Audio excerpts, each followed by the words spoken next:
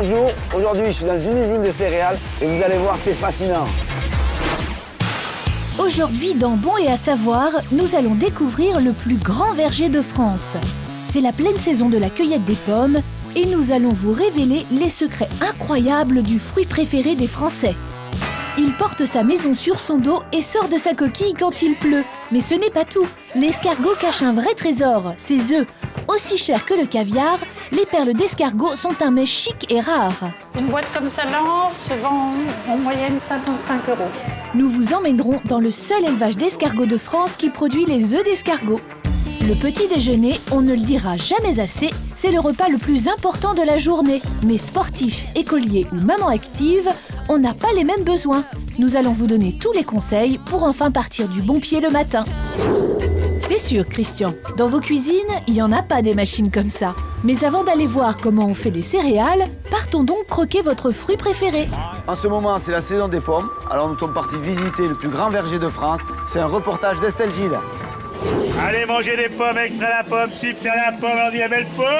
Alors qu'est-ce que vous auriez, mais vraiment de goûteux, de savoureux, de sucré, de bon quoi. Royal Gala. C'est sucré, c'est extra à manger. Alors c'est parti. Voilà. Elles sont bonnes. Magnifiques. Elles sont sucrées. On en mangerait des kilos. Sucrées comme le vendeur, pareil. La pomme, le fruit préféré des Français.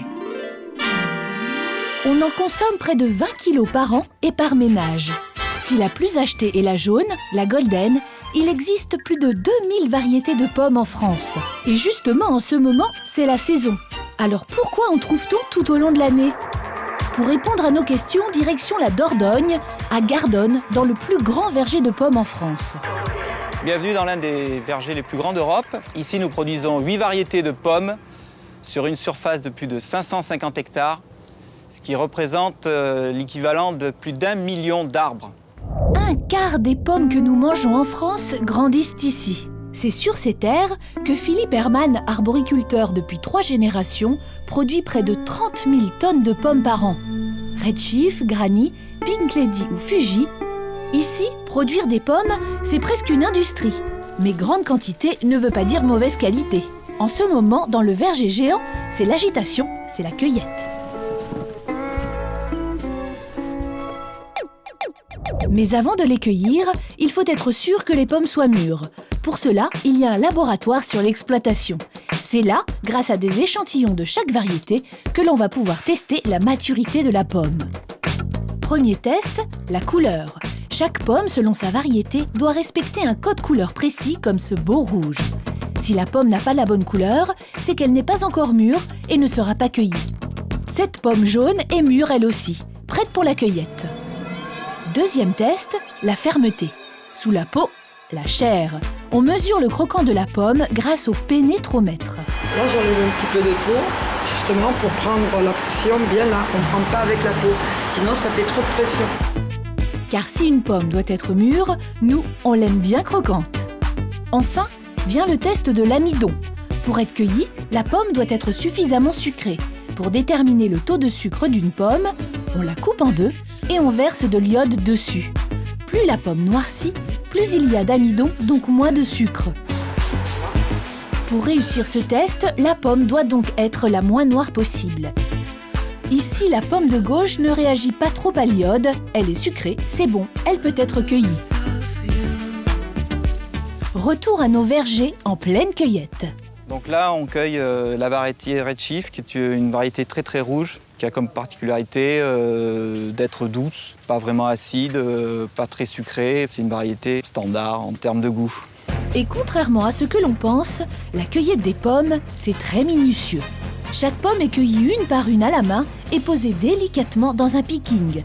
Un picking, c'est une sorte de petit panier conçu spécialement pour récolter les pommes sans les abîmer. Faire très attention à ne pas qu'elle se cogne ou qu'elle se frotte trop pour pas qu'il y ait un impact sur la pomme. Sinon, c'est la qualité de la pomme qui perd. Car une pomme, c'est fragile. Le moindre choc peut lui donner des bleus. C'est ce qu'on appelle la mâchure, c'est-à-dire des taches marron sur la surface de la pomme. Il faut donc être très minutieux et avoir de la patience, car on ne dirait pas comme ça, mais la cueillette des pommes, c'est très long. Un cueilleur remplit environ 2 palox de pommes par jour. Les palox, ce sont ces grandes caisses en bois où sont déposées les pommes. Ça contient à peu près 370 kg, à raison de 6 pommes par kilo en moyenne. Ça en fait des pommes. Et une fois cueillies, pas de répit. Adieu, belle terre et beau paysage, direction l'entrepôt. Ici, les pommes arrivent par milliers chaque jour et sont entreposées dans de grandes chambres froides de plus de 7 mètres de haut. Voilà, ici vous êtes dans une chambre où on stocke plus de 2200 palox, ce qui fait pratiquement 800 tonnes de pommes. Et des chambres comme celle-ci, vous en avez une quarantaine sur ce site. Le voilà, le secret de la conservation des pommes.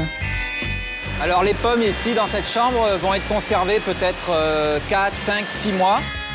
À 1 degré pendant des mois, presque sans oxygène, ça empêche les pommes de mûrir. Et c'est grâce à cette technique que nous avons la chance de pouvoir manger des pommes toute l'année. Donc je ferme la porte, rendez-vous dans 4 mois. Ah, il fait pas chaud ici. On va aller se réchauffer dans la salle d'emballage. C'est le désavantage d'avoir des lunettes dans ce métier. Et quand les pommes sortent de leur hibernation, c'est pour prendre un petit bain. Pour pouvoir être triées sans s'abîmer, les pommes sont placées dans des tuyaux pleins d'eau.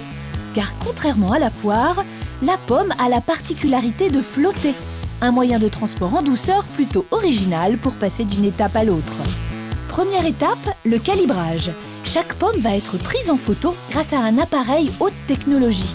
C'est cette machine qui va trier les pommes par catégorie. Plus besoin de les trier à la main, ici c'est la haute technologie au service de Dame Nature. Et à ce niveau-là, il y a plusieurs caméras par ligne qui vont regarder les pommes et qui vont les regarder sur 2 faces et qui vont prendre plusieurs prises de vue. Et ce qui est extraordinaire, c'est que ça se fait sur 6 lignes avec 12 fruits par seconde. Donc on passe 730 fruits à la minute sur cette machine. Prises en photo sous toutes les coutures, les pommes sont sélectionnées suivant leur couleur et leur taille. Ça donne ce superbe arc-en-ciel. Là, on voit très bien les différences de couleurs dans les canaux. Donc là, devant moi, là, on voit les pommes rouges d'un calibre assez gros. Donc ça, ce sont vraiment les pommes les plus appréciées, celles qui auront le meilleur prix. Et après, on voit un peu plus loin ici, donc des pommes qui ont très peu de coloration.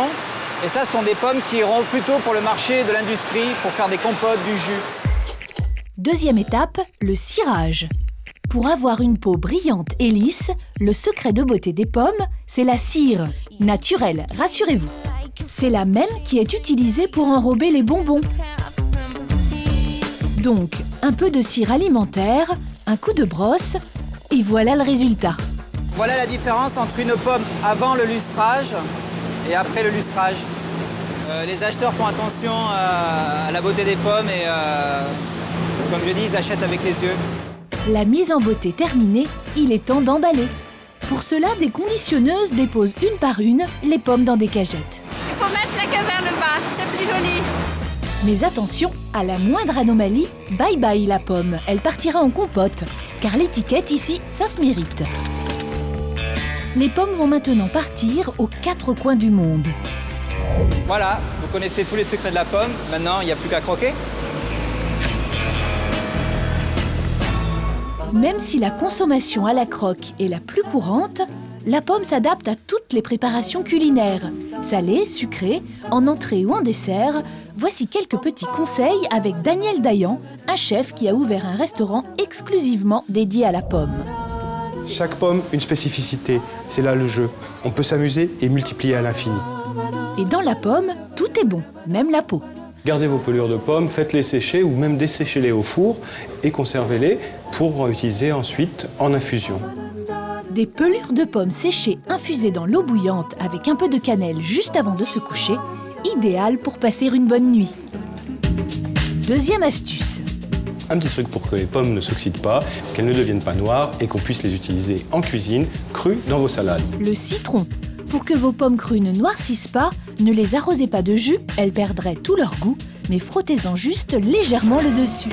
Voilà, vous connaissez maintenant tous les petits trucs d'un grand chef. Tous à vos pommes.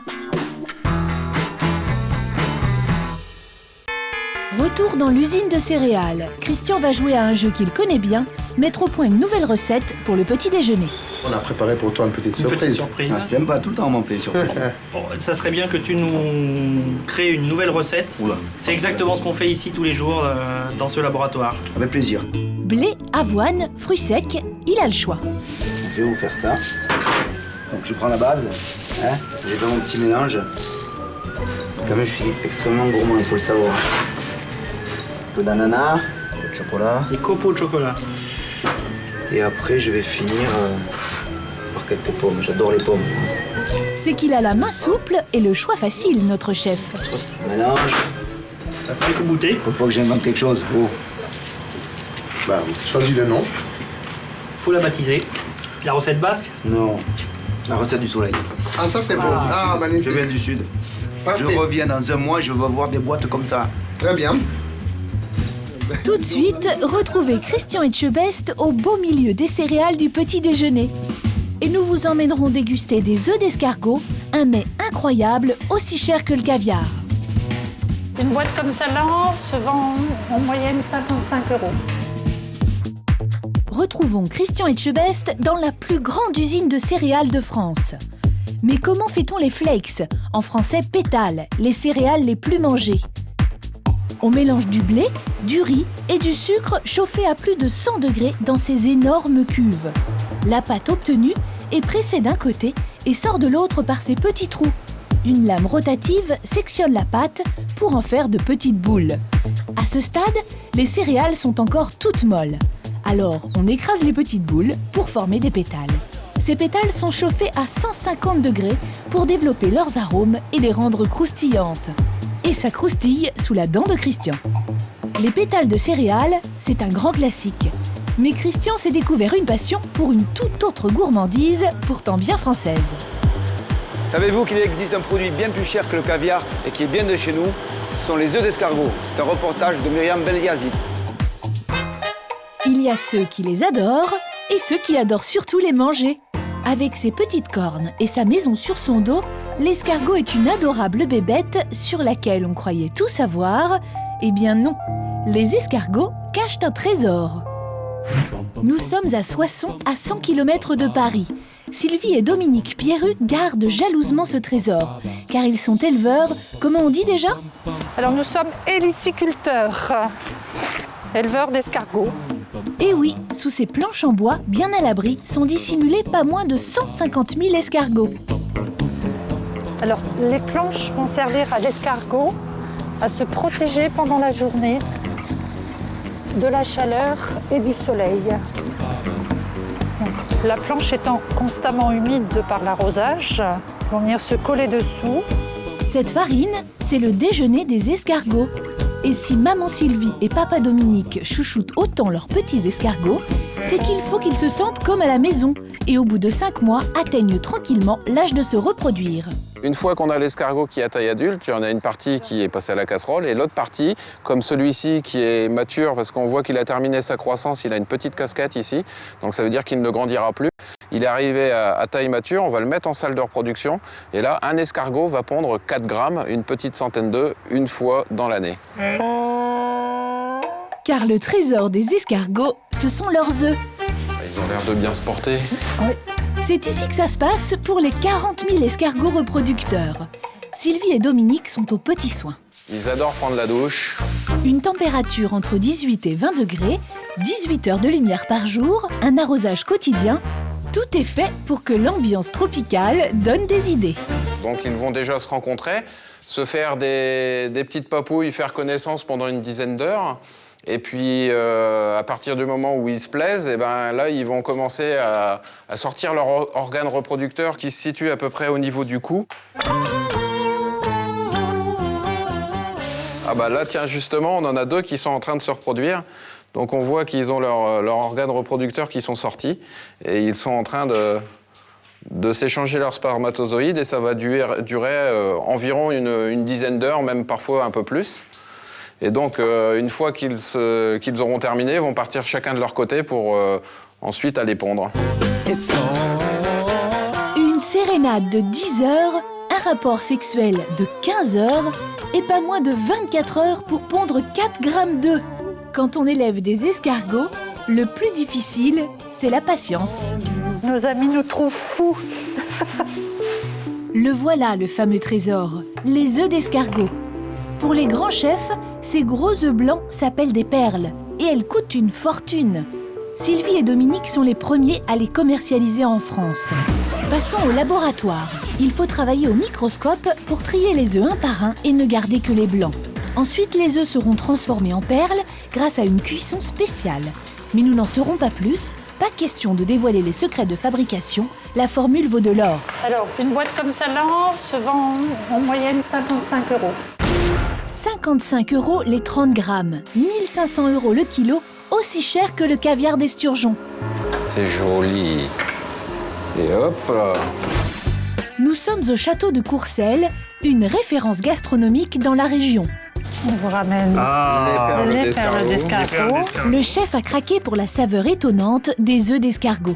Au début, c'est assez surprenant parce que vous n'avez pas de repère gustatif. Donc c'est quelque chose que je ne connaissais pas du tout et je trouve que c'est très intéressant, quoi. Et Monsieur le chef est inspiré. Une soupe d'escargot petit gris et son nuage, les fameuses perles d'escargot. Une belle assiette pour des clients agréablement surpris.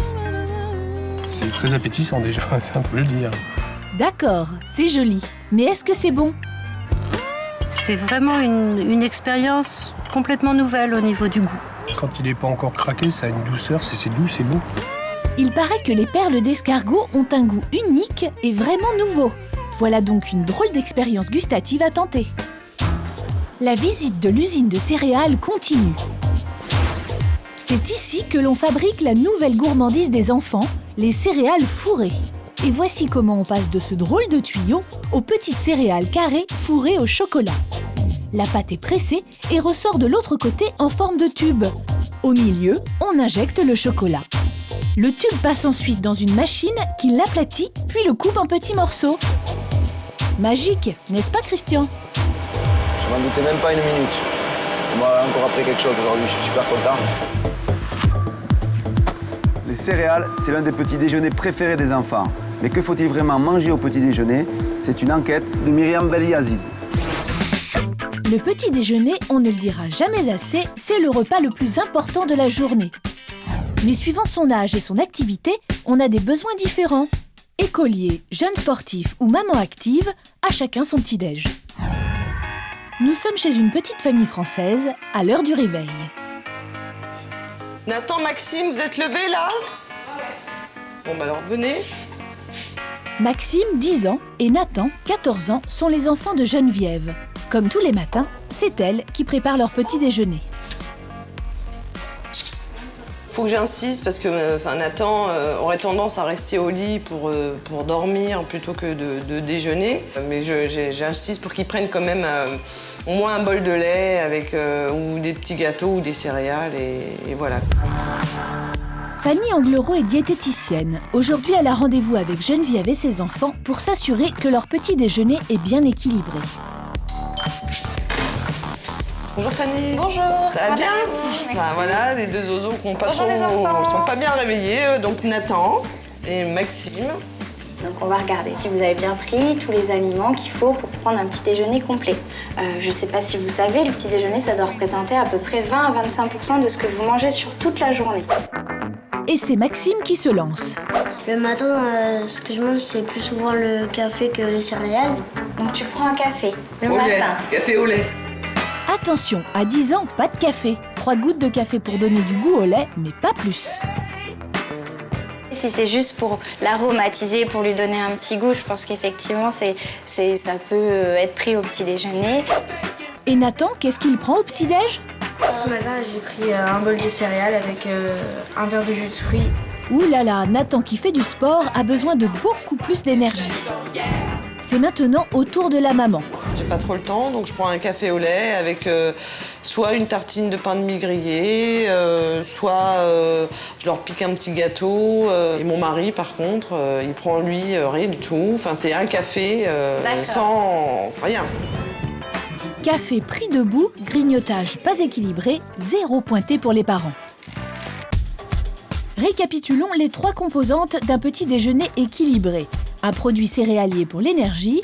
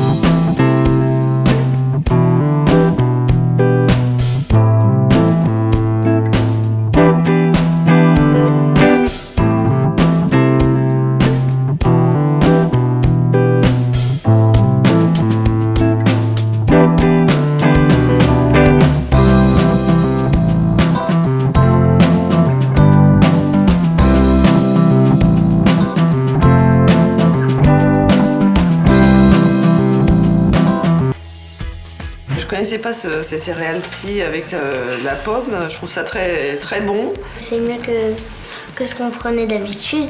Là, franchement, j'ai vraiment envie de le dévorer, mon petit déjeuner, et j'espère que ce sera comme ça tous les matins. Vous l'avez compris, à chacun son petit déjeuner.